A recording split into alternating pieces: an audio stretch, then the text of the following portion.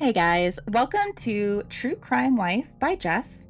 I'm Jess Milliken, your host, and this is a podcast where we dive into female offenders, and we'll also be covering some unsolved cases of missing women. We're looking at not just what happened in all of these cases, but the how and why behind it. What pushes someone to that edge? What makes someone snap? Because around here, we believe that every crime has a breaking point, and every woman has a line she never thought she'd cross. Now, today's case is one of the most disturbing and honestly one of the most questionable that I've ever researched. It's definitely a good one, I think, for this first episode. It involves multiple brutal family murders, a teenage girl who was accused of killing at least 17 people, rumors of cults and voodoo, and a confession that may not even be true. This is the story of Clementine Barnabet and the so-called, quote, human five. So before we get into this case too much, I do need to say this up front. This case is messy. The facts are inconsistent, the sources contradict each other, and a lot of what we know comes from newspaper articles that were written in the early 1900s. During this time, there was a lot of racism still very prevalent in the Jim Crow South. So that's something else to keep in mind. So as we go through this, just keep it in the back of your mind, because by the end of this, you might not even be sure what or who to believe.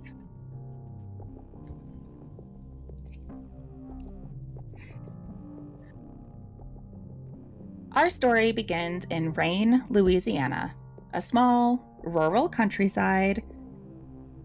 The kind of town where everyone knows everybody, but the houses are really far away.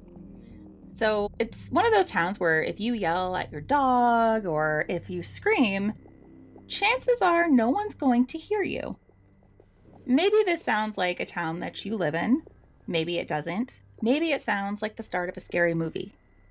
Unfortunately, on November 13th, 1909, it would become a scary movie for Edna Opelousis and her 3 children. Now, on that night in 1909, someone entered the Opelousis home through a rear window and massacred the entire family. Edna, her 3 children, all gone. And they weren't shot or stabbed. Instead, they were mutilated with an axe. All of the family members were found in their beds, which strongly indicated that they didn't wake up when the intruder entered the home, and they most likely didn't see the attack coming. Now, this was obviously a crime that shook the people in the town.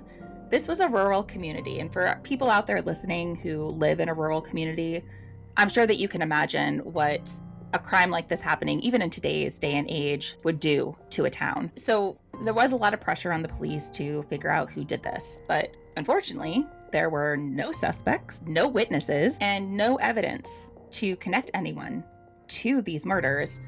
So they had nothing to go on. So the case eventually went cold.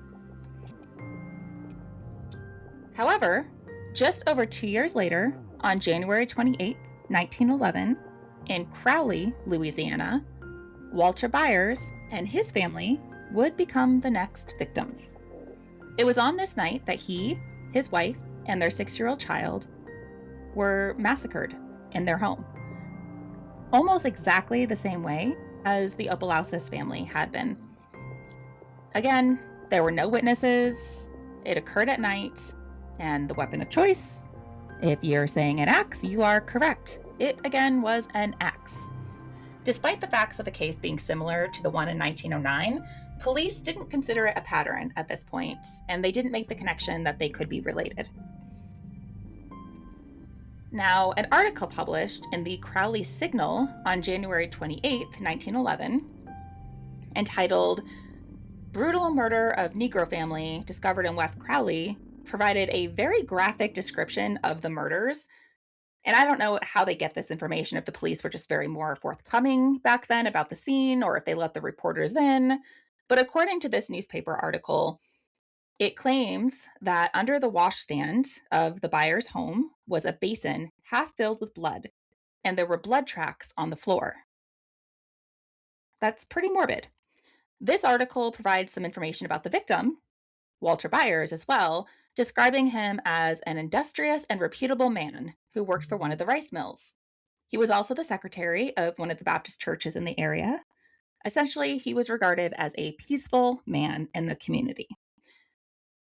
Not even a month later, on February 24th, 1911, Alexander Andrews, his wife Mimi, 3-year-old son Joachim, and 11-month-old Agnes, they were the next victims.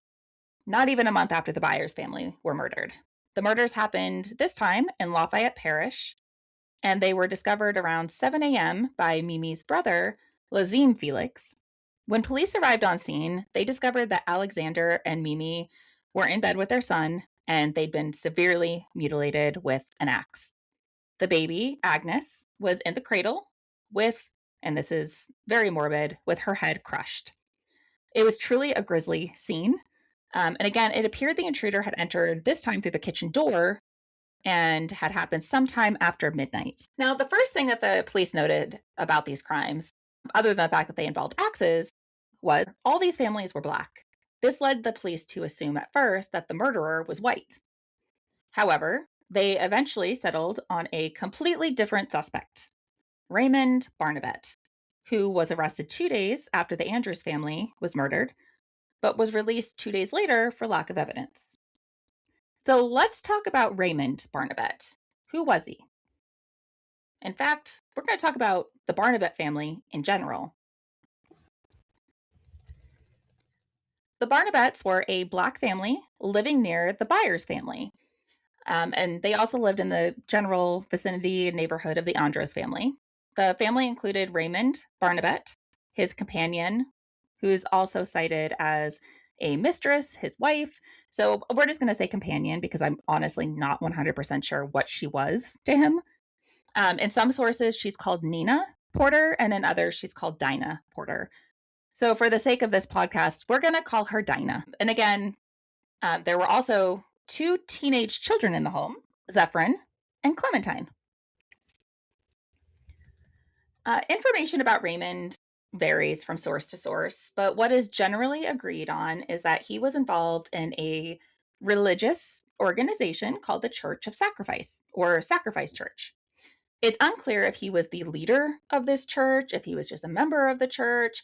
Some sources claim that his daughter, Clementine, was actually in charge of the church, and that she's sometimes referred to as like the high priestess. And we'll get into that a little bit more later. But essentially, it's believed that there may have been some voodoo practice going on, and various sources refer to the church as more of a cult. Rumors amongst the people in the town included that Raymond taught at this church and that his religious ideals included violent imagery. There are also references to him being abusive to his family and to the children, though there isn't any sufficient evidence to corroborate this. Again, rumors that spread around in the town and in the newspapers. Now, Clementine Barnabet was the oldest of Raymond's children. From what little is known of her, we do know that she was born around 1894 in St. Martinville Parish in Louisiana. And at the time of the killings, she was between 17 and 19 years old. She was described as quiet, religious, and soft-spoken, all things atypical of someone considered to be a mass murderer. There were rumors, though, that Clementine had become a leader within the cult or Church of Sacrifice at around the age of 17. So again, mixed reviews on who she really was as a person. And then her brother, Zephyrin, was close to Clementine's age, and I couldn't find information to confirm exactly how old he was or when he was born, but he was at least, 1 to 2 years younger than her, and he also lived in the home. So that's the Barnabet family in a nutshell. But wait, there's more. Let's talk about the arrest of Raymond after the Andros family was murdered. And we're also going to talk about his trial, because even though he was initially released after he was arrested for the Andros murders, he was arrested again. And that time he went to trial. So let's talk about this. Like I said, this case all over the place. It's really hard to get a really clear picture. It took a really long time to get all of this information and really put it into any sort of chronological order. And even then, there were some sources who had one murder before the other murder or something completely different. And it was a lot. But anyway, so what led the police back to Raymond? According to various sources, Dinah had apparently dropped some hints out in the community that he was connected to the murders. But she did this when she was mad at him because apparently they'd been arguing, so the girlfriend, wife, fiance, whatever she was, they got in a fight and she's like, oh yeah, he's totally the one that did this. Totally. However, what really put the nail in the coffin wasn't even her dropping hints in the community that he might be involved. It was his children. Clementine and Zephyrin made statements that were pretty impactful, especially coming from the mouths of his own children. So, what did they say? Well, Zephyrin claimed that the night of the Andros family murder, his father had left the house and returned late, with blood on his blue shirt. Zephyrin claimed that his father boasted about committing the murder of the family and that his father stated the family got what they deserved. Now, this goes to trial in October of 1911. During the trial, Clementine corroborated Zephyrin's statements, and both children claimed that they were afraid for their life if their father was not found guilty. Dinah, however, only testified to Raymond coming home late. She claimed not to have seen any blood on his clothes. She did admit during the trial that he had threatened to kill her in the past. So maybe some domestic violence type situation, family fighting going on there. And according to one source, there might have been a fourth witness who occupied half of the home that the Barnabets were living in. And that person, we know it was a female, but I don't know the name. She contradicted the testimony of both Clementine and Zephyrin. I'm not sure exactly who this witness was, like I said, or exactly what her testimony was, only that it was very different from what Clementine and Zephyrin claimed. Either way, Raymond was found guilty, and his sentence, death by hanging. However, hold on, it gets crazier. Raymond's attorneys appeal the conviction, and he gets a new trial date. And why does he get a new trial date? Because they claim he was intoxicated during the first trial. Intoxicated. It's a thing. So he gets a new trial date. I have no clue when that trial date was, but he remains in jail awaiting the new trial because he was unable to afford the bond to be released. So Raymond's sitting in jail. He's awaiting another trial. Then there's more. More what, you ask? Murder. More murder. On November 27th, so over a month since his initial trial, Norbert Randall, his wife Azima, and 3 of their children and a nephew are all slain. No witnesses, no victims left alive. And this was also the only case where one of the victims was shot.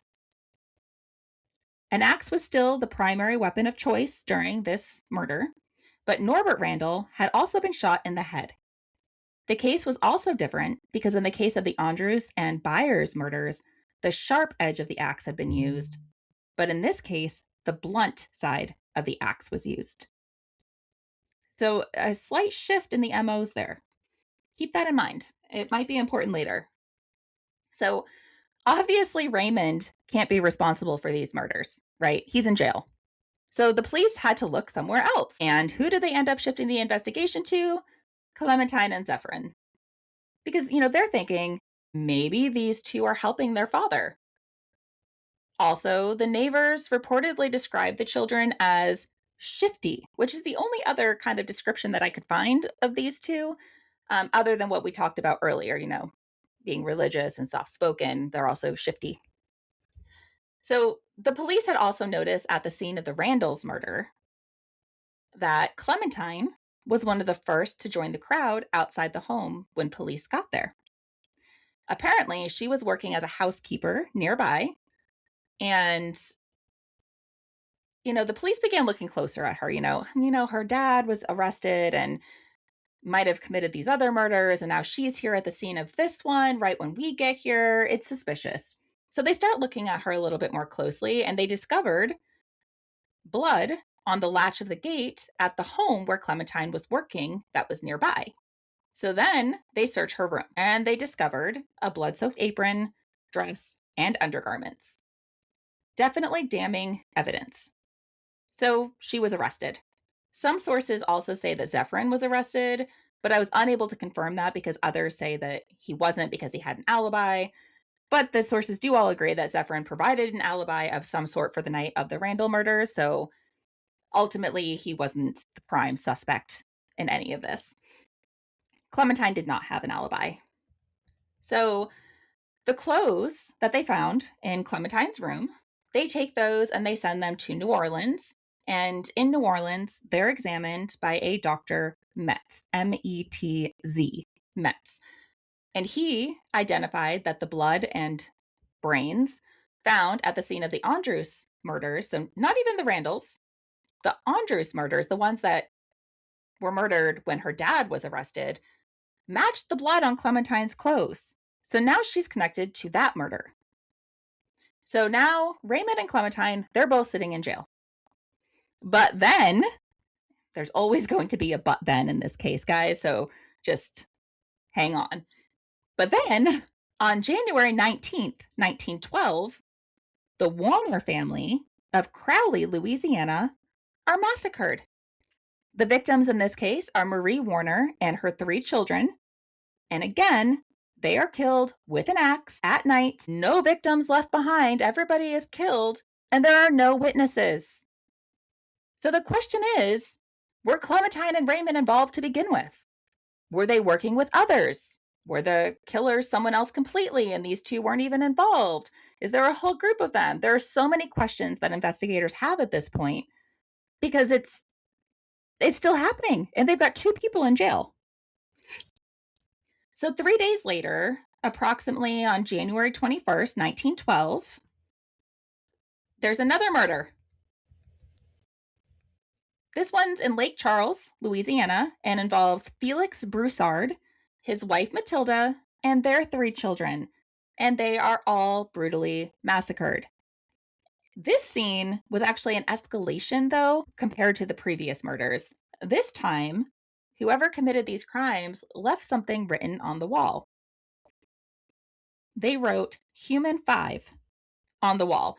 Some sources say that it was written in blood, others say with a pencil, others don't identify what it was written in, but either way, on the wall, Human 5, written on the wall. And a quote from Uncle Tom's Cabin, which is a book, that said, quote, "When he maketh inquisition for blood, he forgetteth not the cry of the humble," end quote. Now, this is actually a misquote from a verse from the Bible, but at this point, regardless, the police are confident that they're looking at other people, but they still think Clementine's involved. The media begins referring to the killers of these families as the Human 5 gang because obviously the fact that Human 5 was written on the wall gets out and the newspapers publish it. So now this group of individuals who are going around killing everyone have a nickname, the Human 5. And there's stories in the newspapers about voodoo. Essentially, a lot of sensationalization of these murders is going on and a lot of fear-mongering. And even the El Paso Herald in Texas had a front page story entitled "Voodoo's Horrors Break Out Again." Like I said, a lot of newspaper articles, a lot of magazine articles at the times sensationalizing the crap out of these murders and basically just making the fear spread even more. So on April 1st, 1912, Clementine's been sitting in jail for about 4 months at this point, and she provides a confession of sorts. Now, I'm still unsure if this confession is 100% accurate, or if she was coerced, or exactly how the confession came about. And I say that because interrogations at that time were not conducted the same way that they are today. No attorneys were present. There weren't clear-cut rules for how to conduct them. There were rumors that she may have been beaten during interrogations. Either way, she confesses But what did she confess to? And what did that look like? Let's talk about it, because it's pretty crazy. Clementine confessed to at least 17 murders, including the Randall family, the Andrews family, and a family of 4 in Crowley. Clementine claimed to have 4 accomplices, but she didn't provide names at first. Eventually she did, and all of the individuals that she claimed to be working with were arrested, interviewed, and released. Clementine claimed that in regards to the Andrews family, that she and her accomplices drew straws to determine who would wield the axe. And she drew the straw that made her the one to do it. So she claimed that she was the one wielding the axe, and she essentially killed these people. She also said, quote, "We took the man and woman, placed them in a kneeling position beside the bed, and left the house," end quote. She stated that the next day, she was one of the first to assist the relatives of the Andrews family with the burial, which is really cold and just sick. You know, if she really did all of this, that is completely messed up. Anyway, allegedly, Clementine was asked if these families were chosen for any particular reason, and she said no. They weren't selected for any particular reason. She's also quoted as saying that they killed the children in all of these homes because being an orphan would have been a horrible fate. Now, Clementine, ma'am, personally, I'm thinking that being dead is a worse fate, but maybe that's just me, and I'm sure most of you guys probably agree this woman might be crazy. We'll get to that. Now, during her confession, and a lot of sources agree on this part, she contradicted herself multiple times, which is why it's still unclear if she was just confessing to confess. You know, maybe she'd been reading the newspaper articles and she got enough information to be able to claim that she was there, but not enough to actually not contradict herself, or maybe she was insane. You know, we don't know exactly what the deal was, but we do know that she told contradicting stories. Now, the same day that Clementine confesses, there's a Reverend Joseph Thibodeau of the church that Clementine and Raymond attended who was arrested in New Iberia, Louisiana, and he was transported to the Lafayette jail. He claimed to be a root doctor, but he said that he didn't deal with charms. And the reason that this is important is because Clementine talked about charms during her confession. She claimed that she had purchased a charm to protect herself from the law, and that she purchased it from Reverend Thibodeau. Now, Reverend Thibodeau again claims he doesn't sell charms, but he's a root doctor. But he contradicted himself during his interview. He said that he provides pieces of paper to his patients with 25 letters in 5 lines, and that the patient is then instructed to swallow it because this would protect them. So this was a bit suspicious, one, because of the mention of the number 5, and the human 5 had been written on the wall at the Broussard home, and because, you know, that sounds kind of like a charm to me. Charms are for protection, and he's saying, hey, here's a piece of paper, swallow it, and now you're protected. That's a charm. And the police agreed, but regardless of whether he was involved or responsible for the murders, he's actually eventually released. They didn't have enough to hold him and charge him with anything. Before he was released, though, Reverend Thibodeau stated that he did preach at the church that once a member was sanctified, the criminal law did not constrain their actions because they could no longer sin against God. So that's another thing that came up during Clementine's confession. She blamed Reverend Thibodeau for planting the idea of murder in her mind. On April 4th, 1912, so very shortly after her confession, Clementine receives 6 indictments by a grand jury, all related to the Randall murders. I think the prosecution believed that they had more evidence for those murders, or that it would just be easier to focus on one case, so that's all that they indicted her for, were the murders of just the Randall family. During Clementine's trial, so let's talk about her trial now, she's reported to have said, quote, "I am the woman of the sacrifice sect. I killed them all, men, women, and babies, and I hugged the dead bodies to my heart. But I am not guilty of murder," end quote. Okay, well, First of all, Clementine, you just admitted to murder. So seriously? Seriously. I don't even know what to do with that. So during the trial, Clementine's attorneys entered a plea of religious insanity, which back then was probably taken a lot better than it is today. Today, it's really hard to be convicted of or to plead guilty of insanity or plead not guilty by reason of insanity and actually get that as the conviction. But back then, insanity's root concept was very different. Root concept of insanity back in the early 1900s was the idea that stress could create a weak nervous system. And if the stress was great enough, anyone could succumb and do immoral things that they normally wouldn't do.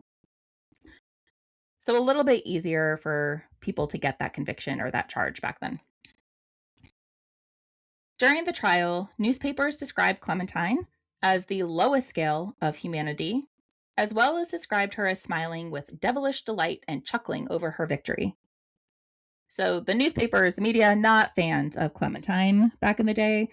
And I always, try to consider that anytime that there's a murderer or somebody's covering a case, if they're reporting very heavily towards, one side or another, it just isn't as reliable to me. But again, there's a lot of stuff in this case. I mean, there is evidence against her. But then there's the contradictory confessions and the murder's still happening. There's a lot to take in. But anyway, so despite all of this stuff, and so everything's going on in the trial, and the media is very anti-Clementine, on October 25th, 1912, Clementine is sentenced to life in prison. So she's got a life sentence. But what about her father? What about Raymond? Now, it's unclear because the sources provide mixed information, but it sounds like he was eventually released. Again, not verified, but there's no evidence that he was ever actually hanged. So, or when the second trial happened, I couldn't find any information. So if somebody does know, let me know, because I'm curious to find out what happened to this guy. Yeah, so it doesn't sound like he was convicted. Which, all those murders kept happening after he was put in jail. So, and there's no evidence or anything to say that Zephyrin was involved. I couldn't find anything. Couldn't find any information about what happened to Zephyrin after his dad and Clementine were arrested. But, anyway, so Clementine, life sentence. She was sent to the Louisiana State Penitentiary. And 9 years later, there is a newspaper article that reports that medical experts there had examined her and conducted some sort of surgical operation that restored her to normal conditions.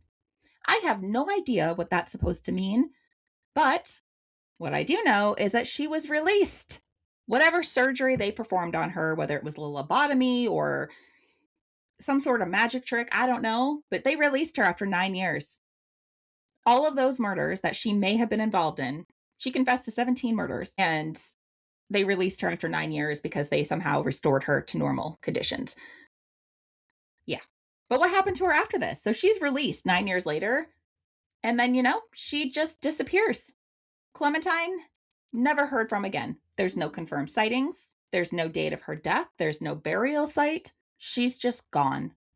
Disappeared. Now, this case, when I first saw Clementine Barnabet's name come up as a female offender when I was looking and researching for this podcast, I was like, I've never heard of her. And then I started looking into the case and I was like, this is one of those cases that is just very interesting and it stays with you. She was in jail and these murders kept happening. Obviously, it wasn't just her. She couldn't commit these murders while she was in jail. Was she involved? I'm torn. If it's true that they found like the bloody garments and stuff in her room, then I'm leaning towards, yeah, it was probably her. But I almost feel like Zephyrin might have been involved. And I know there's no evidence to support that. So I'm just allegedly, I think that maybe Zephyrin could have been involved, because I find it odd if Raymond was involved and Clementine was involved, that Zephyrin would have just been hanging out and not knowing anything about this. He was somehow involved, right? I don't know. You'll have to tell me. Share your thoughts with me. I want to know. But no matter how you look at it, nothing fully adds up in this case. You've got a teenage girl confessing to at least 17 murders, possibly more. While the killings are still happening, you have a father who may have been involved or may have been wrongfully accused, rumors of cults, religion, and fear spreading through an already divided community, and at the center of it all, a story that was told through the lens of the early 1900s, where truth and bias were often tangled together. So what really happened?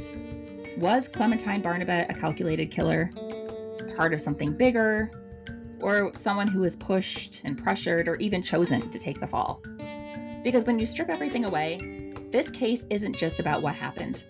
It's about how easily the truth can get lost, especially when fear, prejudice, and chaos take over.